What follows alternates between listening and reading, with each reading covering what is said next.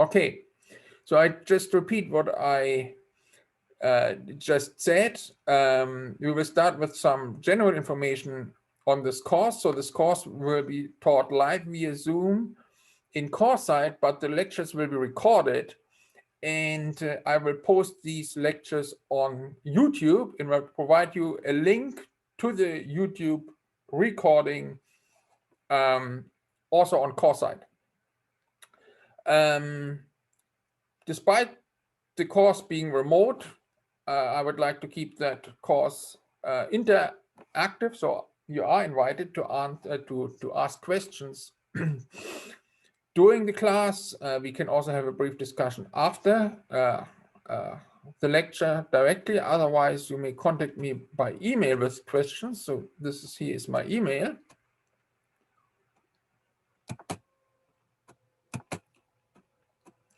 And you can also make office hour appointments by email. So I don't have a fixed office hours. So if you want to talk to me, then please arrange a meeting. So either Zoom, or I can also meet you in person in my office if you would like to, depending on your preferences. But of course, the COVID rules would need to be followed, like mask wearing and all these rules. So I will teach this course PowerPoint based. You see the PowerPoint slides during the Zoom meetings. They will also appear on the recordings. But in addition to that, I will post the actual slides also on CoreSite, so that you have that in addition.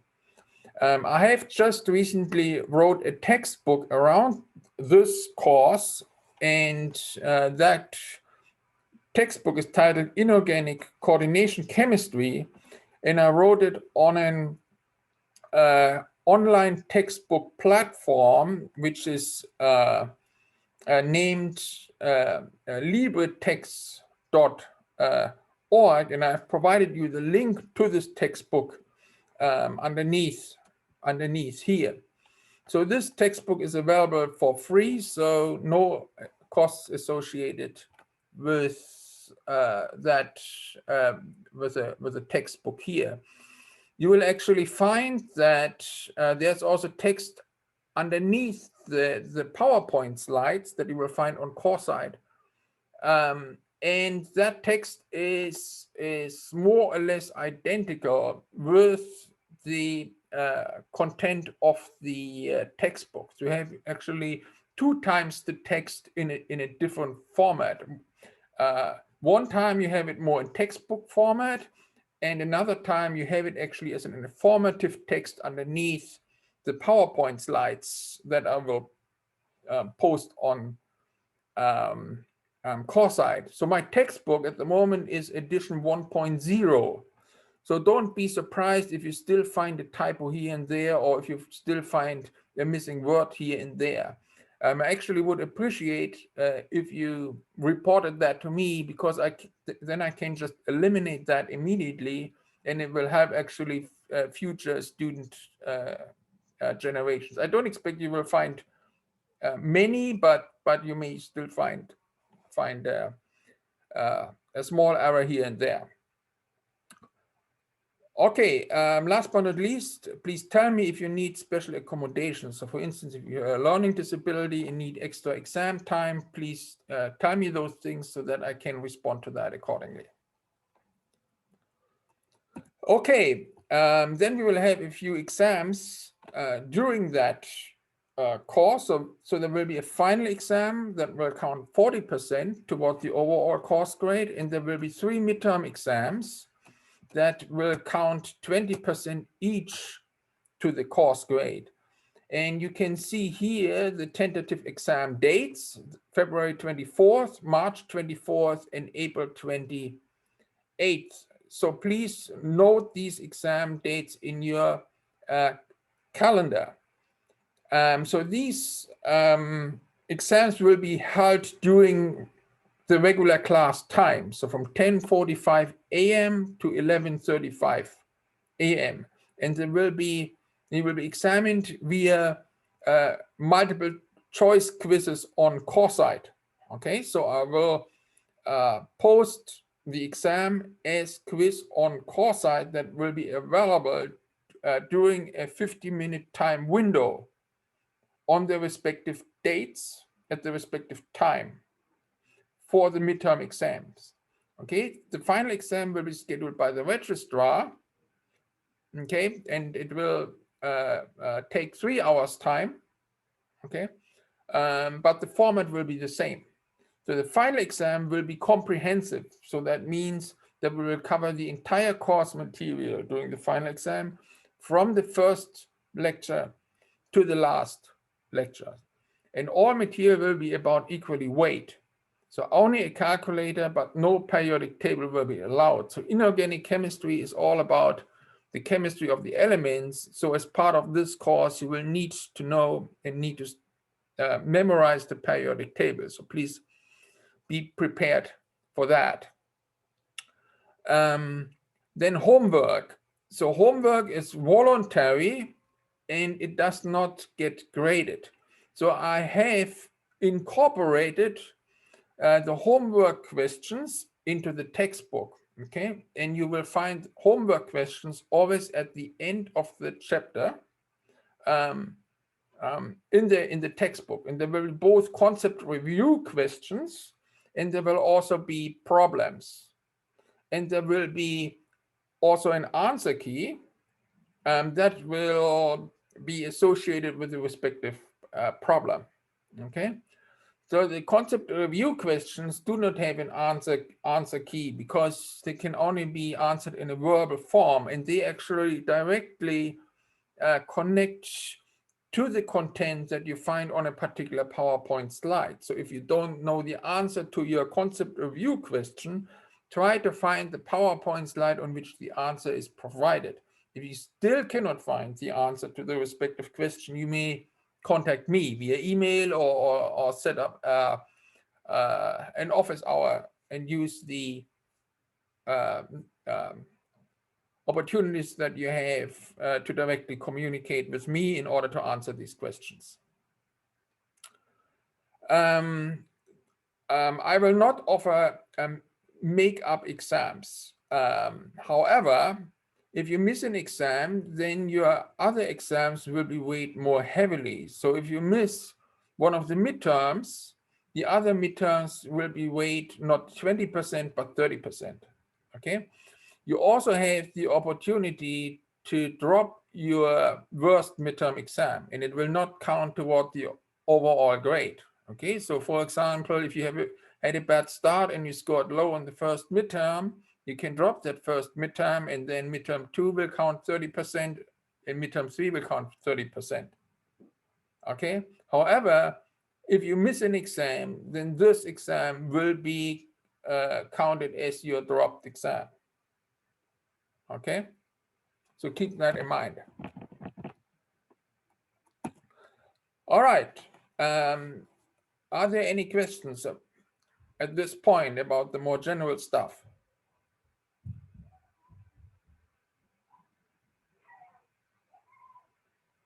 Okay, no questions.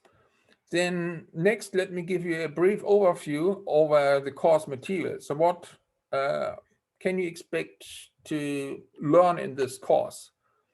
So basically, this course is divided into 2 parts. First, we will cover more introductory topics which are relevant for coordination chemistry.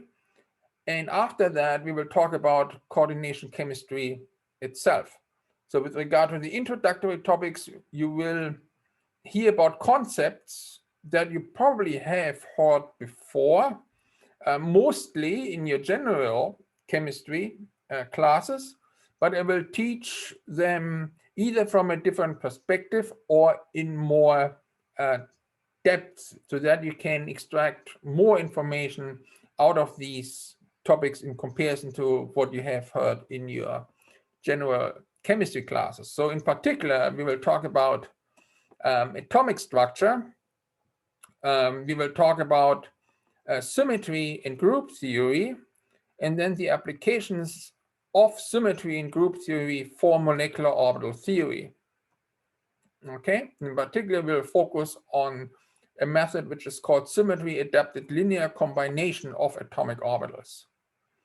So the last part will then be on Lewis and hard and soft acid and base theory.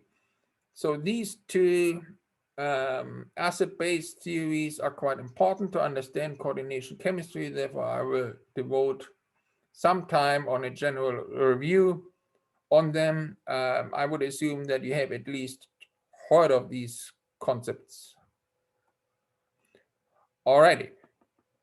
Okay, so after we have discussed these subchapters, we will focus more on advanced topics related to coordination chemistry. So I will give you an introduction to coordination chemistry.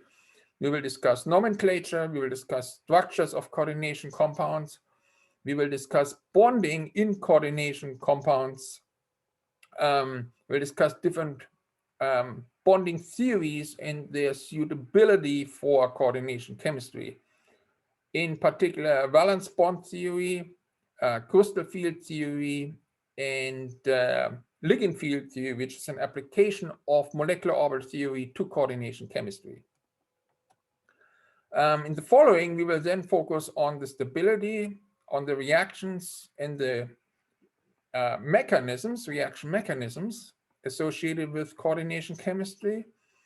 And toward the end of the course, I will give you an introduction into organometallic chemistry, which is an important subset of coordination chemistry. So organometallic chemistry involves coordination compounds that have at least one direct metal-carbon interaction in some way.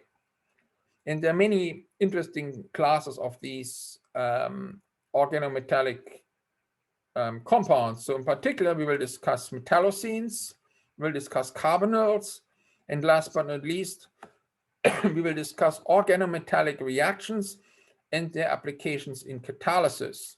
And these applications are performed in many cases at the industrial scale.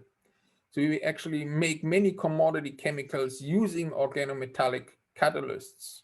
Okay, we synthesize in particular polymers like polyethylene using organometallic catalysts, but we also make very simple molecules using organometallic catalysts industrial, for instance, acetic acids, and you will hear about that. So this will be basically the overview over this course, and unless there are questions, we can directly start with the first chapter. So are there any questions at this point?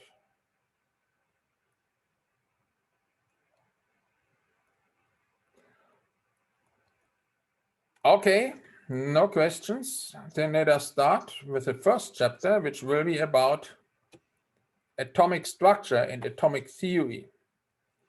So let us go back in history and let us see when the first atomic theories developed. So the first atomic theories go back to the ancient Greeks, but the first element theories were not atomic theories, so they didn't contain the atomistic idea. So what is behind the idea of an element theory? Well, we are surrounded by many different materials in the material world, and we want to understand it. So all element theories have in common that they try to answer the question, when I look at a particular piece of matter, can I understand it by dividing it into something simpler? Okay, in that simpler matter, can it be divided into something even more simple until I actually arrive at the simplest form of matter, which we will then call an element. And the first elements were not atoms, So the first elements that were conceived were water, air, and fire. So Thales thought water to be the only element. So all forms of matter would in some way be a form of matter. So Anaximenes thought air would be the only element, and all matter surrounding us would be some form of air. And Heraclitus thought fire would be the only element. But I think it's pretty apparent that with a one-element theory, it's difficult to explain the complexity of the material world. It's actually easier to explain when one considers the presence of multiple elements. And the first one who introduced that idea was also an ancient Greek philosopher, Empedocles, and he thought of 4 elements, namely fire, air, water, and in addition to that, soil. And all other more complex forms of matter would be a combination of these 4 elements. So you can see from this that these element ideas all were non-atomistic. However, the first atomistic ideas were also already developed by the ancient Greeks, in particular by Leucippe and Democritus. So they introduced the idea that when I have a particle, then I can divide that particle into smaller particles. And I can continue to do so, but not infinitely often. Ultimately, I would arrive at particles that are not further divisible. And these particles would be called atoms. And the name stands for being an indivisible particles. Okay? And one could have many different of these atoms that could be combined in a different way to explain all the complexity of the material world. Okay, and that is basically an idea that we still have in element theory. So this idea, however, got long forgotten and then only rediscovered or rethought about 2000 years later with Dalton's atom hypothesis. So what led to Dalton's atom hypothesis? So the first major step on the way to Dalton's atom hypothesis was the discovery of the law of the conservation of mass by Antoine Lavoisier in 1774. So the law of the conservation of mass states that mass can neither be created nor can it be destroyed. One can only convert mass from one form into another, but the mass always retains its value. So this is non-obvious. It's now obvious to us, but at that time it wasn't obvious because in many instances mass tends to disappear. So for instance, if you burn wood, the mass of the wood tends to disappear.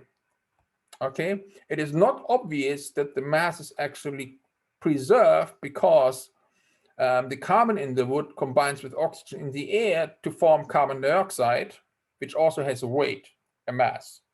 And that this way the mass is being preserved. All right, so only actually with the invention of the vacuum pump and the possibility to evacuate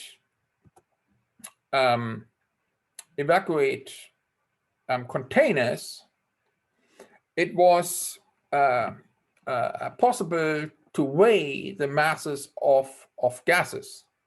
So the idea came into place that masses actually also have a weight, and that paved the way to the law of the conservation of mass. So now that was an important step forward. So the next important step forward was the discovery of the law of the constant compositions by Joseph Proust in 1799. So this law is also called the law of the definite proportions. So it just states that a chemical compound always contains exactly the same proportion of elements by mass. So the ratios cannot be arbitrary. When you have a pure compound, then the elements only combine in fixed relative numbers for a specific compound. Okay, so this idea was then further thought by John Dalton, who analyzed the law of the constant proportions in more detail, and he found that if two elements form more than one compound between them, then the ratios of the masses of the second element, which combines with the fixed mass of the first element, will be the ratios of small whole numbers. So what does that exactly mean? So let us consider the following example. Let us consider two compounds of carbon and oxygen. Okay, so at the time it was also possible to perform element analysis. So whenever you performed element analysis on a compound, on compounds between carbon and oxygen, assuming that these compounds were pure, then the first compound would always contain 42.9% by mass carbon and 57.1% by mass oxygen, and the other compound would always contain 27.3% by mass carbon and 72.7% by mass oxygen. So now, what does that have to do with the law of the multiple proportions? Can we see the law of the multiple proportions in that data? And we can if we do the following, and do the following calculation. So we say we have, well, 100 grams of the first compound, and that's just chosen to make the calculation easier. Then we would have 57.1 grams oxygen and 42.9 grams of carbon. So now, what is the mass of oxygen per gram carbon? It is 57.1 grams of oxygen over 42.9 grams of carbon, which is 1.33 grams oxygen per gram carbon. Okay, now let's do that also for the second compound. Let's again take 100 grams, then 72.7 grams of oxygen are present, and 27.3 grams of carbon are present. So now, what is the mass of oxygen per gram carbon in this case? Well, it's 72.7 over 27.3 is equal to 2.66 grams oxygen per gram carbon. So now we need to check if these two values that we have just calculated, the amount of oxygen per gram carbon stands in integer multiples relative to each other. And we see that this is the case because the ratio between 2.66 and 1.33 is exactly 2 to 1, and 2 and 1 are both integer numbers. Okay. And now with whatever chemical system we would actually do analogous calculations, we would find the same. Okay. The ratio of the second element per the first element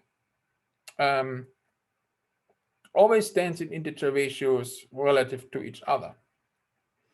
So now that is a law, and the explanation of the law is then theory. So what would be the possible explanation for this law of the multiple proportions? And Dalton argued, well, atoms can explain the law of the multiple proportions. So if we assume that there are smallest particles that constitutes the elements that cannot be divided further, then we can explain the law of the multiple proportions. And why is that? This is because, well, particles can only come in integer numbers. So therefore, ratios between particles always have to be integer numbers. Okay, so now let us do this by a few generic examples. So let us consider a few binary compounds of the type AB that are composed of different atoms. Okay, so now these atoms can only come in integer numbers. So we can combine them, for instance, in a ratio of 1 to 1, or 1 to 2, or 1 to 3, or 1 to 4. We can also combine them in the ratio of 2 to 1, 2 to 2, or 2 to 3, and so forth. Okay, but whatever we do, okay, the ratios will be the ratios of integer numbers. Okay, so Dalton not only introduced the first atomistic ideas and the idea of atoms, he also already thought of symbols for the atoms. And these symbols are different from the atom symbols that we use today, but the concept is the same. And you see here a few of them on the right slide. So for instance, this circle with a dot was illustrating hydrogen, was the symbol for hydrogen. This white dot was the symbol for oxygen. And this here, for instance, was the symbol for nitrogen. And that black dot here was the symbol for carbon. So Dalton also already indicated molecules using these symbols, and you see that actually further here. So for instance, for carbon monoxide, he directly connected one symbol for the carbon with one symbol for the oxygen, standing for one carbon atom combined with one oxygen atom. So for carbon monoxide, he then combined two symbols for the oxygen atom with one symbol for the carbon atom. Okay, now you see that in this case, he arrived at the correct formulas, but you see that this is not always the case. So for instance, when you look at water here, he combined one hydrogen atom with one oxygen atom. So why has he been right for the carbon system, but why has he been wrong for the water? And in this case, you have to consider that in order to correctly determine the ratios, you have to have at least, well, two different compounds. When you have only one compound between the two elements, and at the time water was the only compound known that contained only hydrogen and oxygen, then you would just, of course, combine, make the assumption, the most simple assumption, and assume that one atom of each element is combined together. So if, for instance, Dalton had known hydrogen peroxide, okay, where we have twice as many oxygen per hydrogen, then he would probably predicted the formula of water correctly.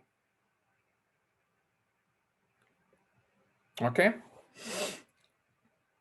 So as we know today, atoms are not so indivisible after all. Dalton still assumed them completely indivisible, but today we know that atoms are composed of subatomic particles, namely the electron, the proton, and the neutron. But still, we can say that an atom is the smallest indivisible particle that still contains the characteristic chemical and physical properties of the element.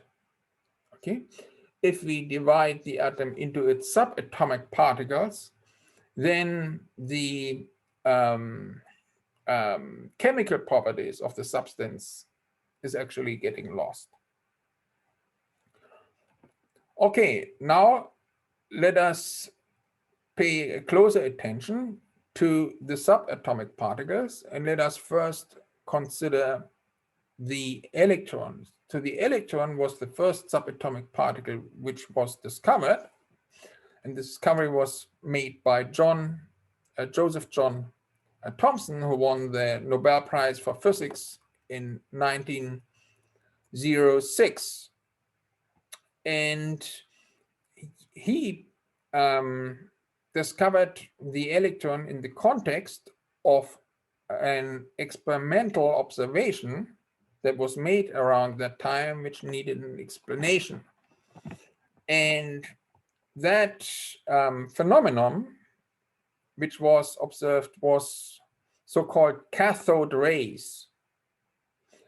So when you evacuated a tube and you applied a high voltage to the ends of that tube, then above a certain voltage, you would see rays going from the negatively charged end through that evacuated chamber to the positively charged end. But it was not known what these rays actually were, the nature of these rays.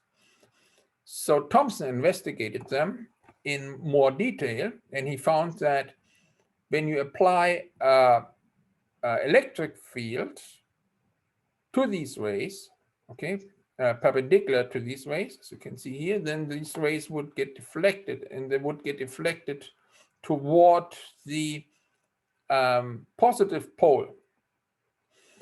So these rays would also deflect it when a magnetic field would be applied.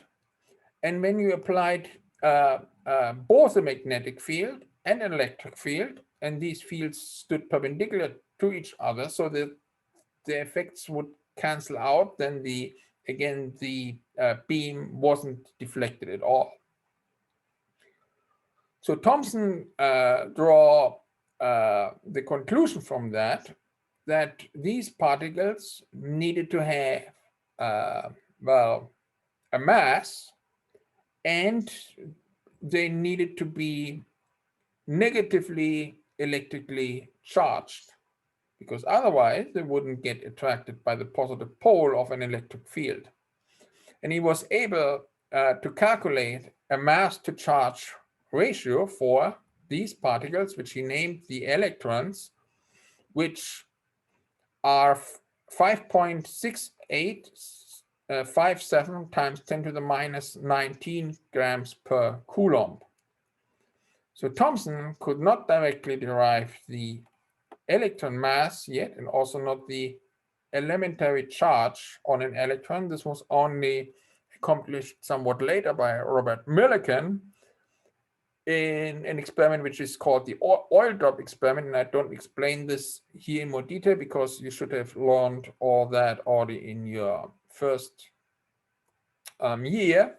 I just want to mention here that Robert Millikan was the one who, for the first time, could accurately determine the charge of an electron, which is minus 1.6 times 10 to the minus 19 coulombs, and also determine the mass, which is a 9.1 times 10 to the minus 28 grams.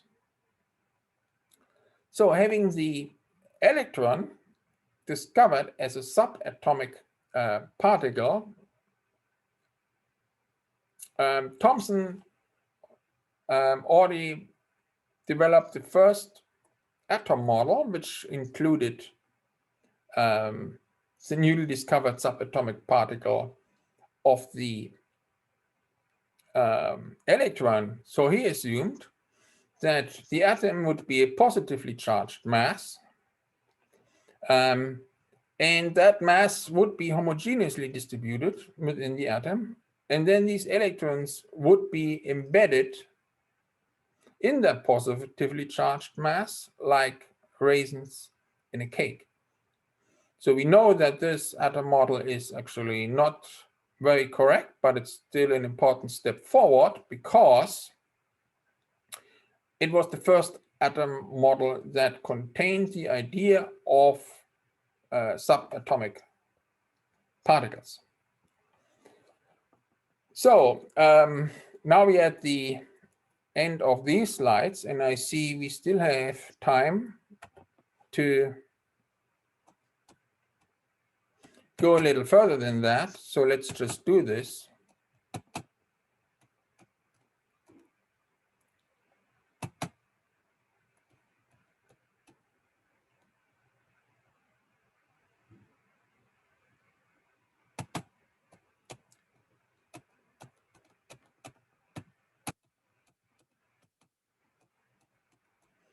Just need to bring up the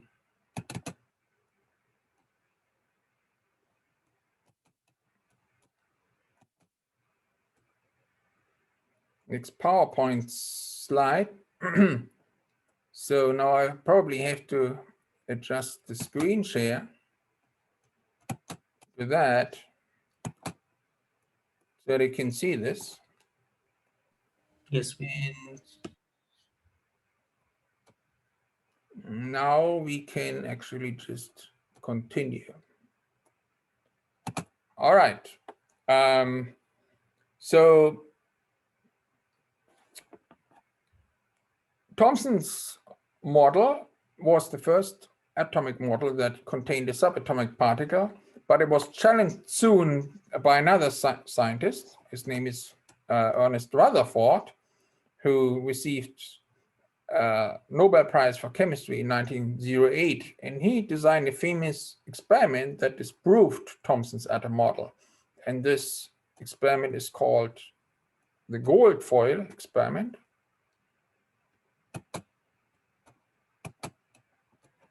And you see the setup here. So you see in the center of the experiment a gold foil, and that gold foil is surrounded by a photographic screen. And you see here a source for so-called alpha particles. So alpha radiation is a form of radioactivity. Alpha radiation consists of so-called alpha particles, which are nothing else but helium nuclei. Okay, so these helium nuclei have a positive charge, and they have a high mass because they contain 2 neutrons and 2 protons, as we know today. So he bombarded that gold foil with alpha particles. So the hypothesis was that if Thomson's atom model was correct, then these alpha particles would need to go just straight through the gold foil. Okay, so this would be like shooting with a bullet at a plum pudding. And the expectation would be, of course, that the bullet just goes straight through, because the mass of the plum pudding is just homogeneously distributed throughout, and it has a far smaller density than the bullet with which you actually shoot at it. But that was not the experimental observation. So while most particles actually did go straight through, some of them were deflected, and some of them, a few of them, were even reflected. And this is completely inconsistent with Thomson's plum pudding model. So Rutherford thought, well, what improved atom model could be developed that would now explain the experimental observations? And his idea was to assume that the that a positively charged mass of the atom would be concentrated in the nucleus, and that the rest of the atom would be mostly empty space, and the electrons would be found in that mostly empty space. So in fact, from the data, he was able to calculate that the radius of the nucleus relative to the radius of the atom would be approximately 1 to 10,000. So that model would explain why most alpha particles would just go straight through the gold foil. Okay, the atom would be just mostly empty space, and therefore the alpha particles would just move through that empty space, not being deflected at all. However, in relatively few instances, the alpha particles would come close to a small nucleus. And then, because the nucleus has a positive charge and the alpha particle also has a positive charge, that alpha particle would be deflected. And in even rarer instances, the alpha particles would hit the nucleus directly, and in such an instance, the alpha particle would be completely reflected. So a remaining question was, what would cause that empty nature of the atom? And the explanation for that was that the electrons would rotate in stable orbits around the nucleus. Okay, so the electrons would have a kinetic energy with which they would rotate around the nucleus. And because of that distance between the electrons and the nucleus, the atom overall would be essentially empty space. So this is called the planetary model of the atom. The electrons would move around the nucleus like planets would move around the sun. And the radii for the electrons could be in principle arbitrary. So this was another important step forward, because the idea that the atom has a positively charged nucleus and is mostly empty space is correct. However, there were still problems with Rutherford's atom model. And these were essentially that if the electrons moved in orbits around the atom shouldn't be stable, because an electron is a charged particle, and a charged particle in an orbit represents a self-accelerating charged particle. And that particle should, according to the law of physics, constantly emit electromagnetic radiation. But that electromagnetic radiation was not experimentally observed. In addition to that, even if the electron sent out that electromagnetic radiation, that would mean that the electron would constantly lose energy. And because of that, it would actually, over the time, spiral down into the nucleus, which would make the atom eventually collapse. But atoms are pretty stable species. They do not spontaneously collapse. So